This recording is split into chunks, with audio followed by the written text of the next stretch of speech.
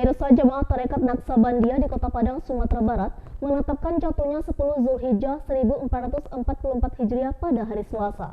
Hal tersebut ditandai dengan digelarnya takbiran di Masjid Surau Baru, Kecamatan Pau, Kota Padang pada Senin malam. Penetapan Idul Adha 1444 Hijriah ini dilakukan melalui perhitungan hisab dan ruqyat, yakni perhitungan hari berdasarkan jatuhnya Ramadan sebelumnya. Suara takbir terdengar berkumandang dari Masjid Surau Baru, Kelurahan Cupak Tangah, Kecamatan Pau, Kota Padang, Sumatera Barat, pertanda jatuhnya Idul Adha 1444 Hijriah pada hari Selasa. Sejumlah pengikut jemaah Tarekat Naksabandia di Kota Padang ini menetapkan jatuhnya 10 Zulhijjah 1444 Hijriah pada hari Selasa, sesuai dengan perhitungan hisab dan ruqyat, atau perhitungan berdasarkan kalender Naksabandia yang mengacu pada jatuhnya Ramadan sebelumnya.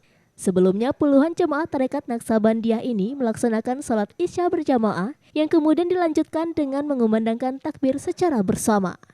Kendati selalu berbeda menetapkan jatuhnya Hari Raya Idul Adha dengan pemerintah, namun hal tersebut tidak pernah diperdebatkan oleh para jemaah karena tradisi ini sudah merupakan ajaran turun-temurun dari nenek moyang para penganut Tarekat Naksabandia di Kota Padang.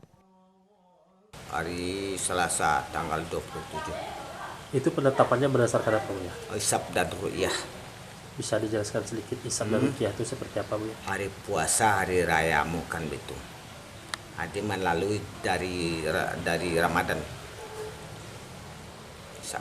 Penentuannya Ramadan yang tahun lalu. Ya, di Ramadan lah tentu sekali.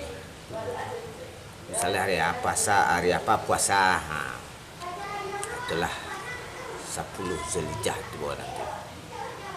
Itu hari raya, hari puasamu, hari rayamu, ukuf di Padang Arafah. Itu penentuannya.